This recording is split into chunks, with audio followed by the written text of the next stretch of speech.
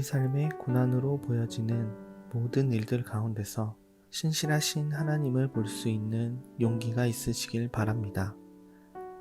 예배를 통하여 오늘 나에게 주시는 말씀을 들을 수 있길 바라며 다 함께 사도신경으로 우리의 신앙을 고백하겠습니다.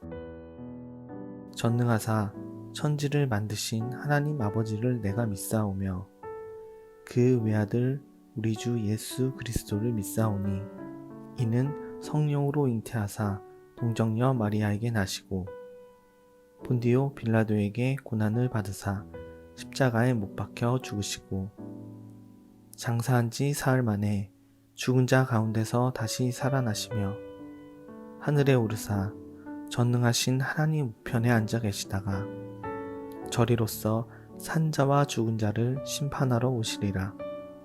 성령을 믿사오며 거룩한 공회와 성도가 서로 교통하는 것과 죄를 사하여 주시는 것과 몸이 다시 사는 것과 영원히 사는 것을 믿사옵나이다. 아멘.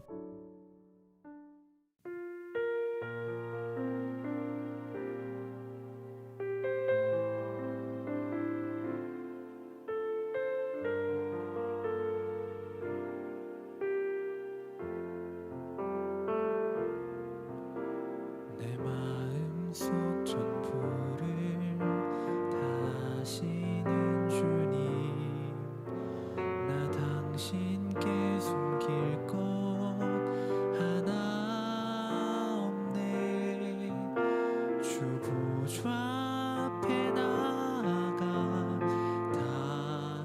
다하뢰니 모든 근심과 슬픔 사라지네. 내가 어디에 있든 주 함께 하시니 내가 서 있는 이곳 바로 천국. 주 보좌 앞에 나아가 나절하니 주의 은혜와 사랑 넘쳐나네. 주 내 맘에 늘 계시고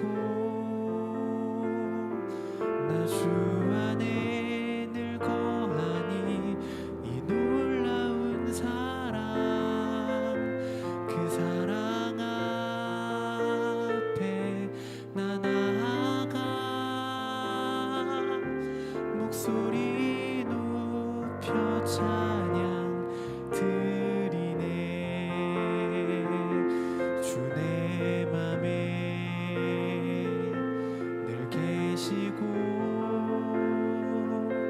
나 주 안에 늘 거하니 이 놀라운 사랑, 그 사랑 앞에 나 나아가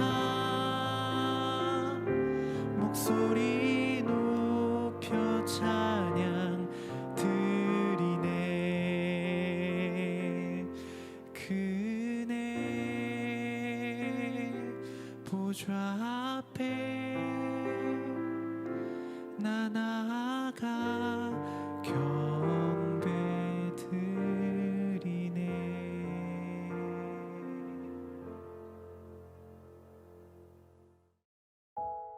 오늘 우리가 나눌 말씀은 사도행전 24장 24절부터 27절입니다. 수일 후에 벨릭스가 그 아내 유대의 여자 드루실라와 함께 와서 바울을 불러 그리스도 예수 믿는 도를 듣거늘 바울이 의와 절제와 장차 오는 심판을 강론하니 벨릭스가 두려워하여 대답하되 지금은 가라, 내가 틈이 있으면 너를 부르리라 하고 동시에 또 바울에게서 돈을 받을까 바라는 고로 더 자주 불러 같이 이야기하더라. 이태가 지난 후 보르기오 베스도가 벨릭스의 소임을 이어받으니 벨릭스가 유대인의 마음을 얻고자 하여 바울을 구류하여 두니라. 아멘. 반갑습니다. 사도행전 24장 24절부터 27절을 중심으로 공존이라는 주제의 말씀을 함께 나누겠습니다. 바울을 두고 열린 그 벨릭스 법정에서 변호사 더둘로가 말을 먼저 한 후에 바울이 스스로를 변호합니다. 벨릭스는 루시아 천부장이 오면 이 재판을 그때 마무리하자 이렇게 말을 하고 나서 재판을 잠정 중단했습니다.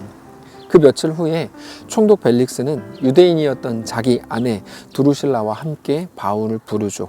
벨릭스의 아내는 유대 여자였기 때문에 구약의 율법을 잘 알았을 거고, 동시에 바울에 대한 유대인들의 그 적개심에 대해서도 잘 알고 있었을 거라고 충분히 생각이 됩니다.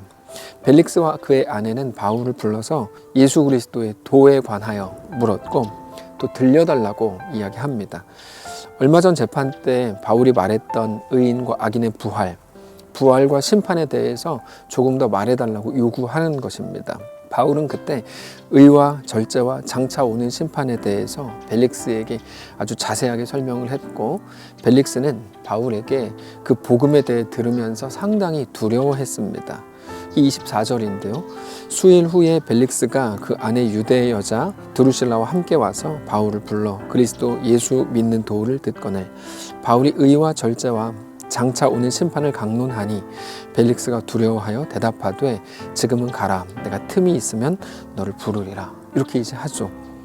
바울이 복음을 전했을 때 벨릭스가 두려움을 느꼈다는 겁니다. 그래서 잘 알았다, 일단 가라, 내가 너를 다음에 다시 부르겠다. 그러면서 바울을 보냅니다. 그러면서 이 다음에가 조금 내용이 잘 이해가 안 될 수 있는 내용인데요. 동시에 바울에게 돈을 받을 수 있을까 하는 마음으로, 그것을 바라는 마음으로 더 자주 바울을 불러서 대화했다는 거죠. 그렇게 2년의 시간이 흐릅니다. 벨릭스의 후임으로 베스도가 오는데 벨릭스는 그때까지도 바울을 잡아두었다는 것입니다. 그 이유는 벨릭스가 끝까지 바울을 미워하는 그 유대인들의 마음을 얻고자 했기 때문이다. 이렇게 나옵니다. 26절, 27절인데요. 동시에 또 바울에게서 돈을 받을까 바라는 거로 더 자주 불러 같이 이야기하더라. 이태가 지난 후 보르기오 베스도가 벨릭스의 소임을 이어받으니 벨릭스가 유대인의 마음을 얻고자 하여 바울을 구류하여 두니라. 자, 그러니까 이 부분이 잘 이해하기 어려운 부분이 지금 연달아 나오는 겁니다. 오늘 본문을 두 부분으로 나눌 수 있는데, 하나는 벨릭스가 바울에게 복음을 들었을 때 크게 두려워했다는 내용입니다. 이거는 복음을 들은 자로서 어쩌면 마땅한 반응입니다. 복음을 들으면 두려울 수 있습니다. 근데 그 뒤에 나오는 내용이 사실 앞에와 너무 연결이 되지 않는 거죠. 그러면서도 벨릭스 안에 어떤 마음이 있습니까? 바울에게 돈을 받을까 하는 마음으로 바울과 더 자주 대화했고, 그러면서도 바울을 미워하는 유대인들에게서 인기를 얻고 싶은 마음에 바울과 약속을 지키지 않고 바울을 2년 동안이나 더 가두어뒀다는 내용입니다. 이 첫 번째와 두 번째 내용이 연결이 안 되는 것처럼 보인다는 게 오늘 본문의 묵상 중심입니다. 이 둘이 너무 맞지 않는 것처럼 보입니다. 복음에 대한 두려움은 이해가 됩니다. 그러나 어떻게 복음에 대한 두려움을 가졌다고 하는 그 사람이 돈을 바라는 마음으로 바울과 자주 대화 나눌 수 있었는가 하는 거죠. 앞뒤가 안 맞는 거 아닌가? 거기다가 조금 더 나아가면 바울이 전하는 복음을 들었으면서도 그 복음을 반대하는 유대인들의 마음을 얻기 위해서 복음을 전하던 바울을 2년이나 더 가둬놓을 수 있었는가? 이게 이제 이해가 선뜻 되지 않는 부분입니다. 근데 바로 여기에 우리 함정이 있습니다. 무슨 말인가 하면 우리 머리로는, 우리 말로는 구분이 됩니다.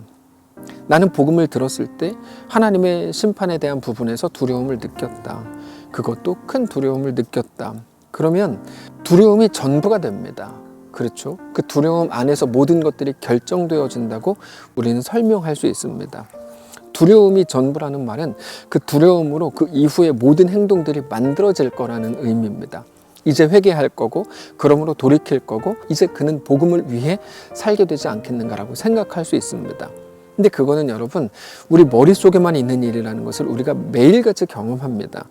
우리 현실은 어떻습니까? 복음을 알면서도 벨릭스와 같이 돈을 바라는 마음도 가지고 있고, 한편으로는 바울을 미워하는 유대인들에게도 인기를 누리고 싶은 그런 벨릭스의 마음이 우리에게도 있을 때가 많다는 겁니다. 우리도 분명히 복음을 들었고 우리 마음속에 복음이 있고 복음으로 인한 경건한 두려움이 있는데 그 마음과는 공존할 수 없을 것 같은 또 다른 마음이 우리 속에 있다는 것입니다. 복음을 빛이라고 많이들 표현합니다. 그런데 빛이 있으면 어두움이 자연스럽게 사라집니다. 어두움은 어떤 실체가 아닙니다. 어두움은 빛이 없는 것이 어두움입니다. 근데 벨릭스의 마음에는 빛과 어두움이 공존하더라는 거죠. 여러분, 빛과 어두움은 절대로 공존할 수가 없거든요. 근데 실제로 우리 마음속에 벨릭스에게도 그랬고 빛과 어두움이 공존하더라는 거예요. 그러니까 말이 안 되는 거죠. 근데 말이 안 되는 현실이 실제로 우리 속에서도 일어나고 있는 겁니다. 그게 말이 안 된다라고 그냥 치부할 게 아니라 그게 현실이라는 것을 인정해야 된다는 말입니다. 말이 안 되는데 말이 안 되는 그게 현실이라는 거예요. 그리고 그게 우리들의 모습입니다. 우리가 복음을 압니다. 하나님이 우리 아버지이신 것, 나를 죄와 사망에서 건지신 유일한 구원자이신 것을 믿습니다. 그럼에도 여전히 죄와 연약함이 우리 안에 있는 것도 사실입니다. 이론적으로는 설명이 안 됩니다. 근데 그 두 가지가 실제로 공존합니다. 이런 현실은 자주 일어납니다. 믿음은 두려움을 없앱니다. 근데 우리의 삶은 믿음과 두려움이 같이 가잖아요. 세례 요한에 대해서 자주 말씀을 드렸지만 세례 요한은 예수님을 믿었습니다. 그러나 끝까지 불안하고 한편으로는 의심하기도 했죠. 여러분, 믿음과 불안, 믿음과 의심이 어떻게 같이 갑니까? 근데 같이 가더라는 거예요. 요한이 죽어갈 때까지도 예수님이 메시아가 맞는가를 확인하라고 제자들을 계속 보낼 정도였습니다. 그래서 우리는 자주 확신이라는 게 가장 중요하고도 기본적인 우리의 믿음의 방식이라고 생각하지만 성경에 나오는 선배들은 그렇지 않았습니다. 우리는 그들의 연약함을 자주 목격할 수 있습니다. 하나님이 아브라함을 부르셨을 때 아브라함은 믿음으로 본토 친척 아버지의 집을 떠났다고 말하지만 그러나 그 후에도 여전히 하나님을 의심하는 내용들이 나옵니다. 엘리에셀을 자기 아들로 삼겠다고 해버리고 혹은 자기의 아내의 여종 하갈을 통해서 이스마엘을 낳기도 합니다. 또는 자기가 죽지 않겠다는 목적으로 자기 아내를 누이라고 2번이나 속입니다. 그래서 우리는 그런 모습들을 비난합니다.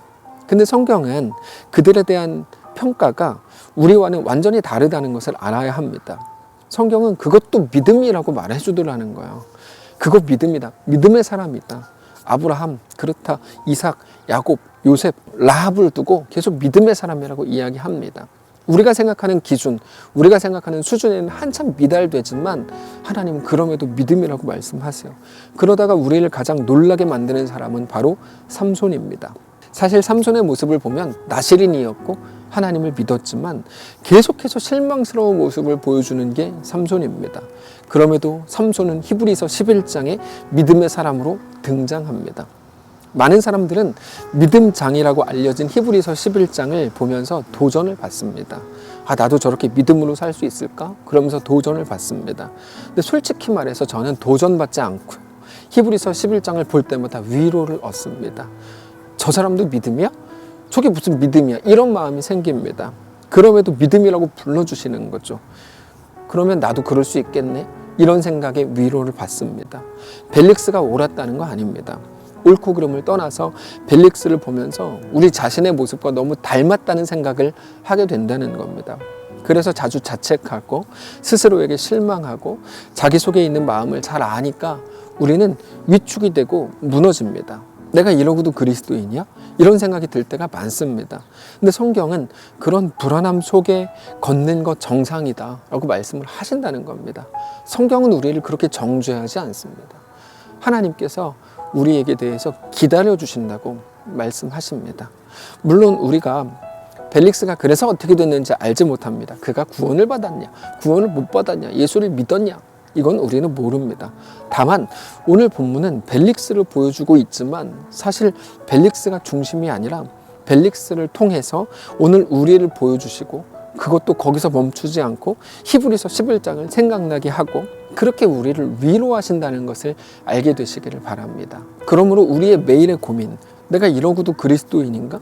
내 마음에는 왜 이렇게 어울릴 수 없는 두 가지 마음이 공존하는가? 나는 분명히 믿는 사람인데 연약함과 죄성도 분명히 있는 이 이유가 무엇인가? 나는 더 잘하고 싶은데 왜 더 잘하지 못하는가? 나는 왜 더 경건하지 못한가? 왜 더 거룩하지 못한가? 근데 성도 여러분, 오늘 아침 경건에 동참하고 있다는 것만으로도 우리는 잘 가고 있는 겁니다. 각자의 현실에서 하나님 사랑하기를 소망하는 것만으로도 잘하고 계시는 겁니다. 거기에 만족하라는 말이 아닙니다. 좌절하지 말라는 말입니다.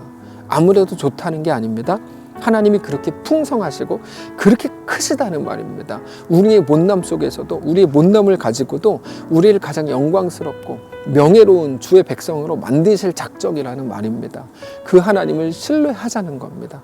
그러므로 연약한 우리를 통해서도 결국 하나님 나라를 만들어내실 우리 하나님으로 인해서 오늘 더 안심하고 믿음으로 우리에게 주어진 그 삶을 넉넉히 살아내는 소중한 하루 되시기를 축복합니다. 한번 기도하겠습니다. 살아계신 하나님, 오늘 우리에게 허락된 하루 또 믿음으로 살기를 원합니다. 우리 연약함이 있습니다.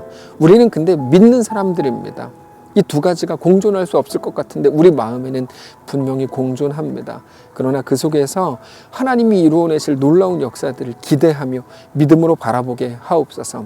오늘 나에게 주신 이 말씀을 붙들고 우리가 오늘 또 우리에게 허락된 삶을 넉넉히 살게 하시고 주님과 믿음으로 동행하게 하옵소서. 사랑하는 성도들 어디 있든지 하나님 허락하신 놀라운 은혜로 충만케 하옵소서.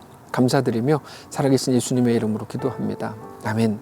사랑하는 성도 여러분, 오늘 하루를 하나님께서 우리에게 또 허락하셨습니다.